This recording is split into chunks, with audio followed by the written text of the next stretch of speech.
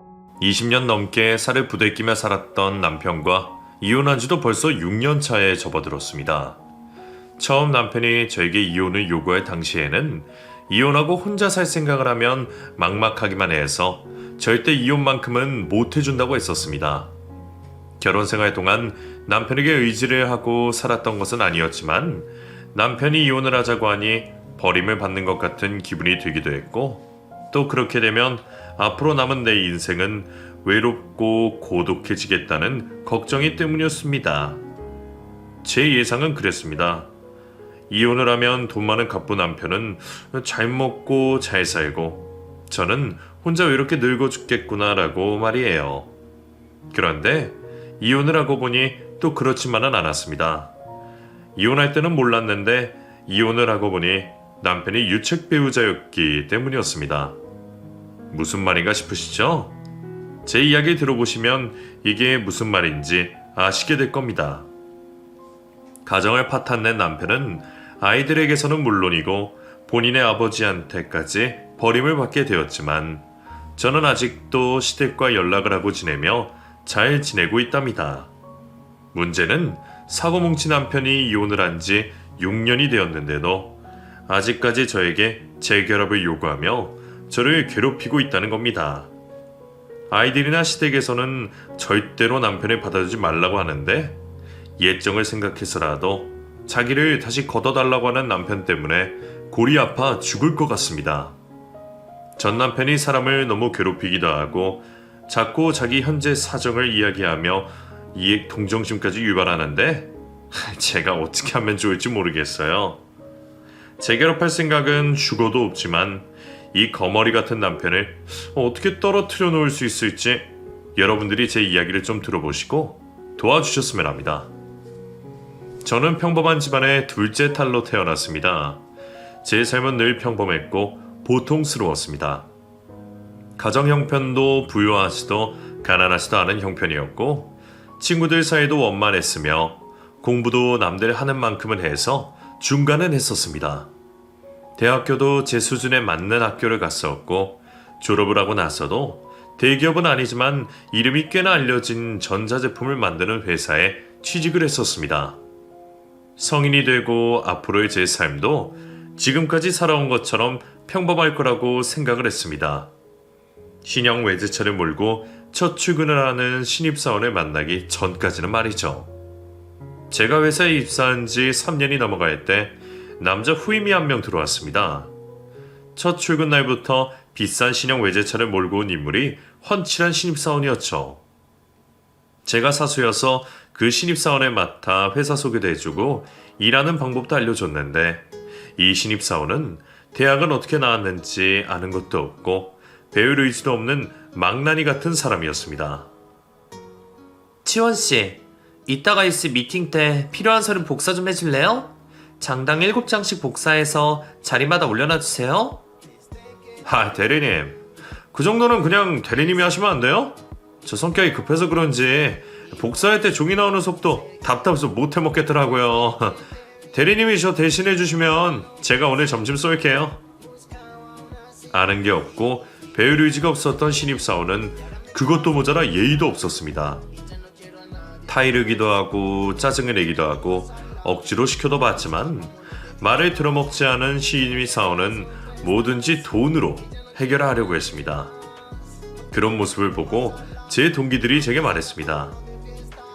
최 대리가 신입사원한테 너무 착하게 대해주니까 만만해보고 저러는 거잖아. 좋게 말하지 말고 혼내면서 말을 해. 안 그럼 앞으로도 계속 최 대리가 신입사원 일까지 다 해야 된다. 옆에서 동기들이 쥐잡듯이 잡아서라도 버릇을 고쳐놔라고 하길래 딱 한 번 용기를 내고 신입사원을 혼낸 적이 있었습니다. 치원씨, 제가 치원씨한테 어려운 일을 시켰나요? 그냥 복사만 해서 부장님께 전달만 해달라고 하는 건데 왜 그걸 못하세요? 화장실 갔다가 담배 한 대 피우고 와서 하려고 했는데 깜빡했다고 말씀드렸잖아요. 왜요? 부장님이 대리님 혼내셨어요? 그런 거면 제가 부장님한테 잘 말해볼게요. 치원씨, 제발 주제 파악 좀 하세요. 겁도 없이 부장님한테 뭐라고 하겠다는 거예요?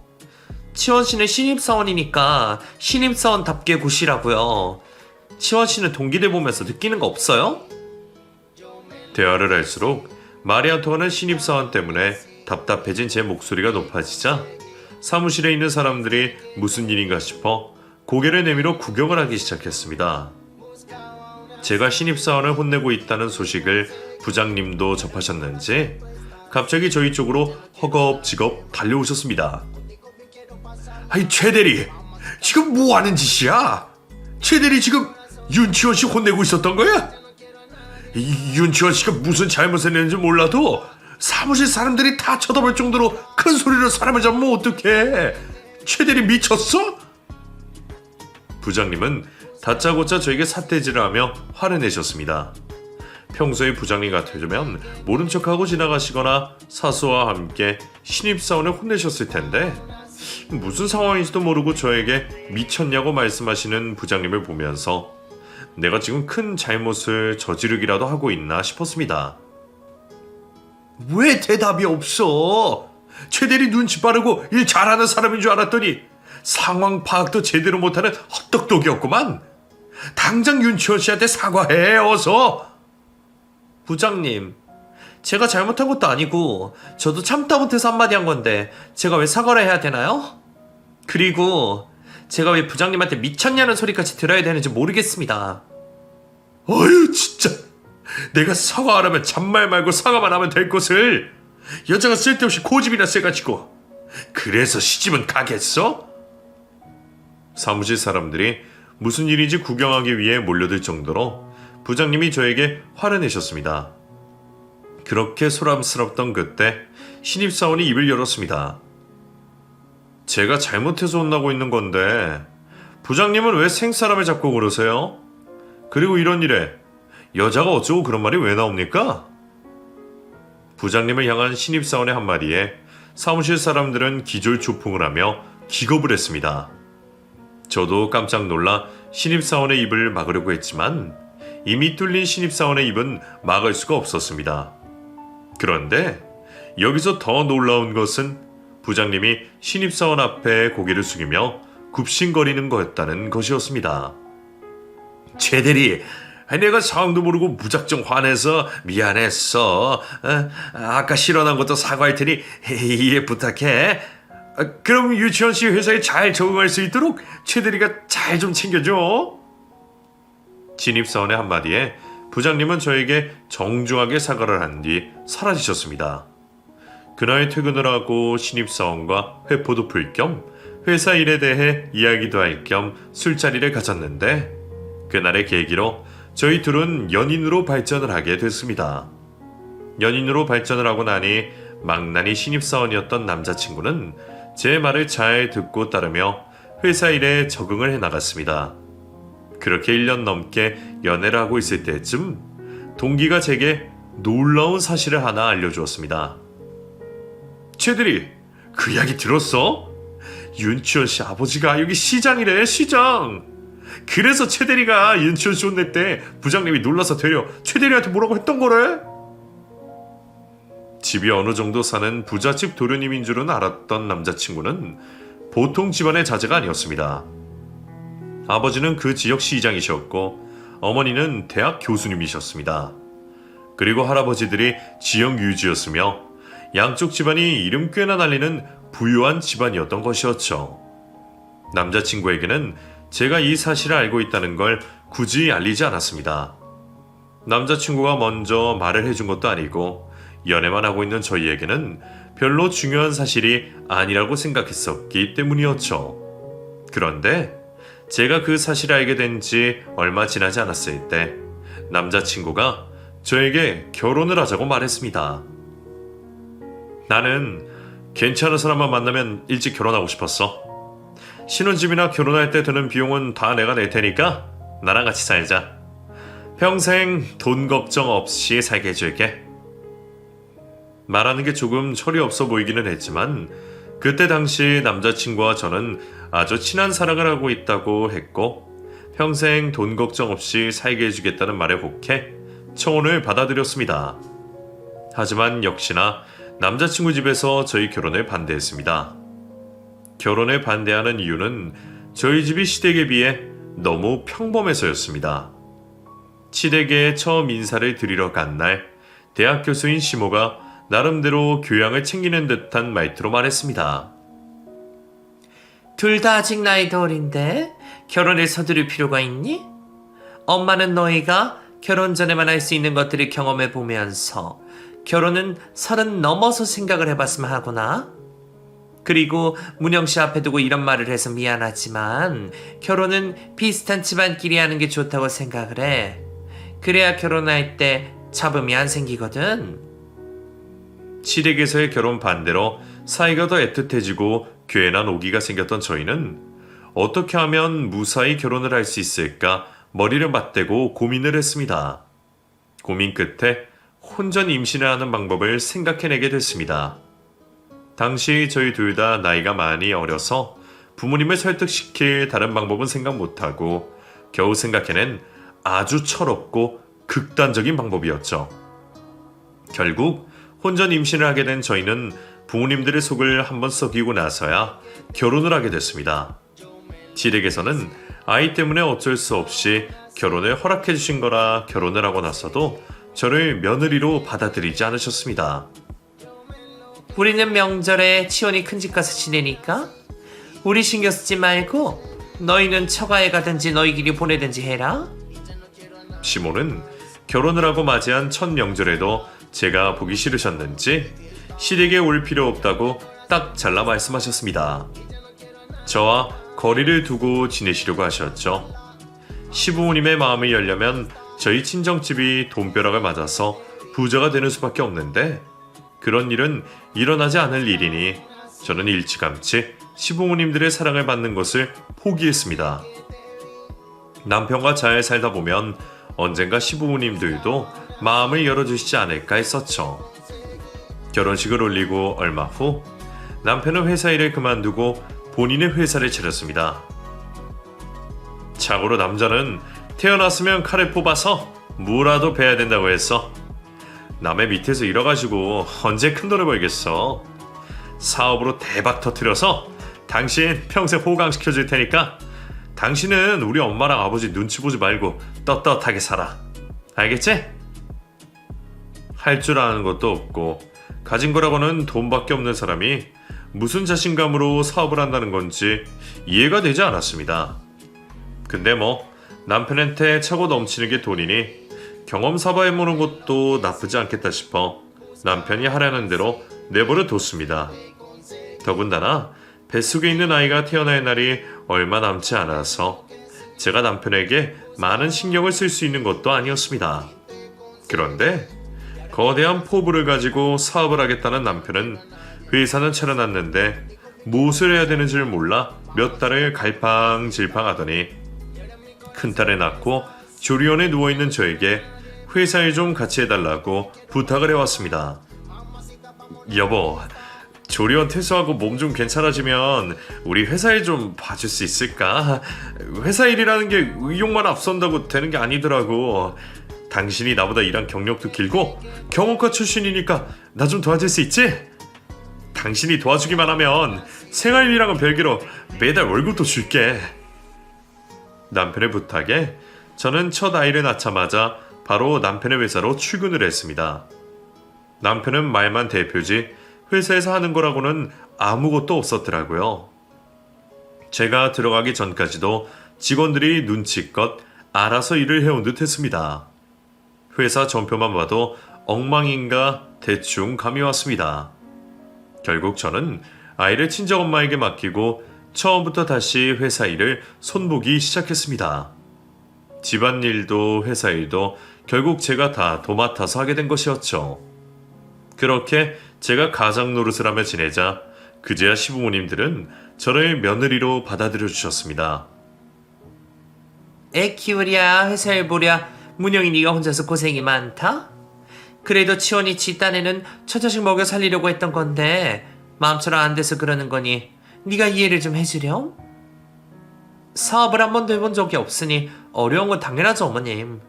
그리고 지연이는 친정엄마가 돌봐주시고 계셔서 애 보는데 힘든 건 없어요. 그래도 치원이가 애비 노릇은 제대로 해야 되는데 내 눈에는 그게 아닌 것 같아서 그런다. 힘든 일 있으면 나한테 다 말해. 내가 어떻게든 다 도와주고 해결해주마. 그렇게 저에게는 시부모님이라는 든든한 지원군이 생기게 되었습니다. 손녀딸을 낳아들여도 며느리로 인정하지 않던 시부모님들에게 인정을 받으니 신이 나더군요. 그래서 저는 시부모님들에게 제 능력을 더 보여드리고 인정받고 싶어서 남편 회사를 참 열심히 키워줬습니다.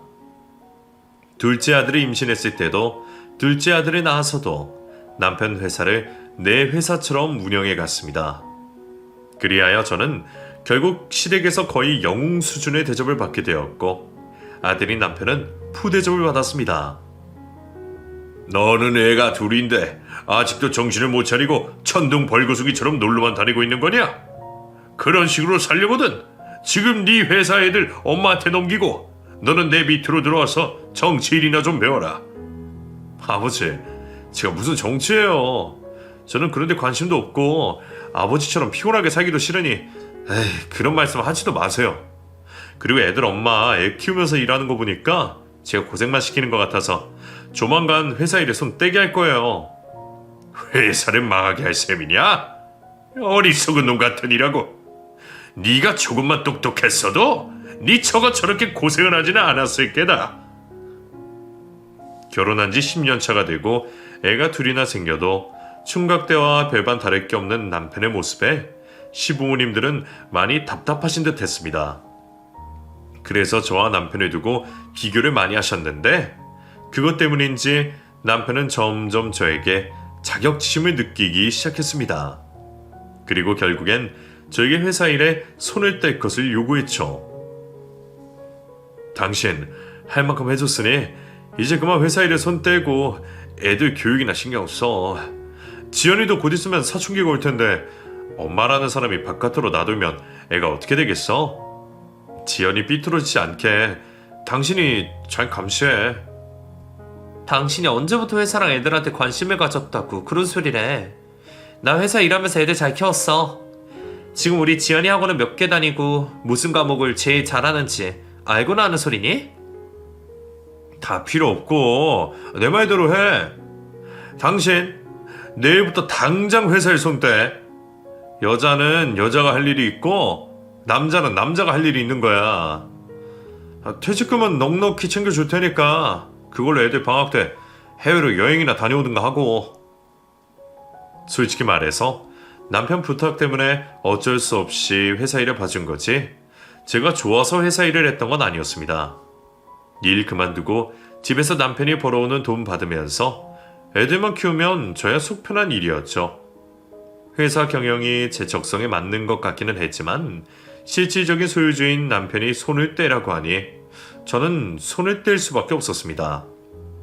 그리고 이왕 이렇게 된 거 죽이 되든 밥이 되든 남편이 알아서 하길 바랬고 저는 지금부터라도 아이들에게 더 많은 신경을 쓰기로 했었죠. 10년 동안 자본금 빼고는 모든 것을 제 손으로 만들어낸 회사를 그만둔다고 하니 섭섭하기는 했지만 좋은 쪽으로 생각하기로 했습니다. 제 일상의 가장 큰 부분을 차지했던 회사 일을 그만두면 평소에 받는 스트레스에서 반 정도는 줄어들지 않을까 했는데 오히려 그 반대였습니다. 제 스트레스는 2배 이상으로 뛰게 되었습니다. 당신 제일 큰 프로젝트를 앞둔 이 시점에서 친구들이랑 골프 치러 필리핀에 간다는 게 말이 돼? 회사 대표라는 사람이 그러고 다니면 열심히 일하는 직원들 사기가 꺾인다고. 놀고 싶어도 이번 프로젝트 끝날 때까지만 좀 참아. 걔가 월급 꼬박꼬박 챙겨주고 프로젝트 끝나면 보너스도 더 주는데 대표가 골프 치는 걸로 직원들 사기가 꺾이긴 왜 꺾여? 그리고 어차피 그 프로젝트 담당자는 따로 있고 나는 결과만 받아보면 되는 대표인데 내 골프랑 무슨 상관이냐고. 저에게서 회사의 모든 권한을 가져간 남편은 회사 일에 더 신경을 쓰기는커녕 평소처럼 놀러 다니길 바빴습니다. 남편은 나이가 들수록 더 철딱서니가 없어지고 일하는 것보다 노는 걸 더 좋아했습니다. 어릴 때 그렇게 놀아놓고 얼마나 더 놀아야지 직성이 풀리는지 궁금해 지경이었죠. 당신 술자리도 좀 줄이고 그놈의 골프 모임, 테니스 모임 좀 그만해. 당신은 아직도 당신이 20대 청춘인 줄 알아? 당신 밑으로 딸린 식구가 몇인데 그러고 다녀. 우리 내 식구에 회사 직원 50명까지 생각하면 당신이 이래서는 안 된다고. 야, 편내 잔소리가 왜 이렇게 심해? 당신이나 아니었으면 이런 집에서 살 수 있었을 것 같아? 평생 남의 밑에서 남의 돈 받고 일해야 될 팔자에서 이 정도로 만들어줬으면 감사하게 생각하고 입 다물란 말이야. 그리고 내가 집에 돈을 안 가져다 줘? 아니면 직원도 월급을 안 줘? 나도 할 건 다 하고 논다고. 남편이 이 지경이 된 것은 결국 다 돈 때문이라고 생각했습니다. 그제야 저는 돈이 많다고 해서 꼭 좋은 것만은 아니라는 걸 깨달았죠. 돈이라는 게 참 여러 방식으로 사람을 망친다고 생각했습니다. 남편이 그나마 무서워한다는 시부가 말을 해도 안 들어먹는 남편을 제가 무슨 수로 정신 차리게 할 수 있겠나 싶어 저는 남편을 포기하기로 했습니다. 딸과 아들을 키우는 재미로 살기로 했었죠. 제가 남편을 건들지 않으니 남편은 금방 온순한 사람으로 돌아왔습니다. 노는 거 좋아하고 무능력한 남편이긴 하지만 저한테나 애들한테 다정한 남편과 아빠가 되어주는 것만으로 만족해야 했습니다. 그렇게 또 10년이란 세월이 흘렀습니다. 막대한 자본금과 인복이 좋았던 남편의 회사는 기어코 망하지 않고 유지가 되었습니다. 직원들의 뼈를 갉아먹으니 회사는 어떻게든 굴러가긴 가더군요. 딸아이가 20살이 되었을 때 저는 아이들의 미래를 위해 아이들 유학을 결정하게 되었고 딸과 아들을 데리고 캐나다로 향하게 되었습니다. 제가 아이들과 캐나다로 간다고 했을 때 남편이 아주 기분 좋은 말투로 말했습니다. 나도 드디어 기러기 아빠가 되어보네. 당신이 언젠가 갈 거라고는 생각을 하고 있었는데 이렇게 늦게 갈 줄은 몰랐어. 당신 없는 동안 실컷 놀아야겠다. 고마워 여보.